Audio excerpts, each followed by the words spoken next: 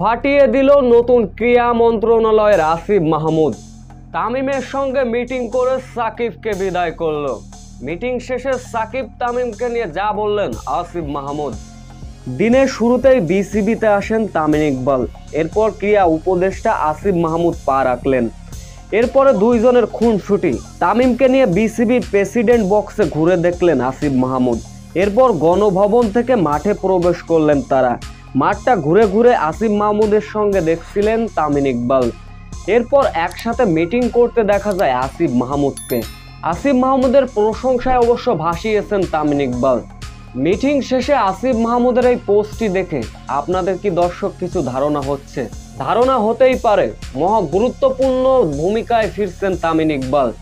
পাপনের সাথে সাকিবের সঙ্গে যে দ্বন্দ্ব ছিল তামিম ইকবালের, সেটা এখন অতীত। এখন সাকিব আল হাসানকে নিয়ে খেলার পালা আসিফ মাহমুদ এবং তামিম ইকবালের। সাকিব আল হাসান অধিনায়কত্বে বাদ যাচ্ছেন, তাই এক প্রকার নিশ্চিত এই স্ট্যাটাসের মাধ্যমে নতুন করে অধিনায়কত্ব পেতে যাচ্ছেন তামিম ইকবাল। এখন দর্শক দেখার বিষয়, তামিম ইকবালের মতো সাকিব আল হাসানকেও কি ছুঁড়ে ফেলা হবে ক্রিকেট থেকে, সেটা সময় বলে দেবে।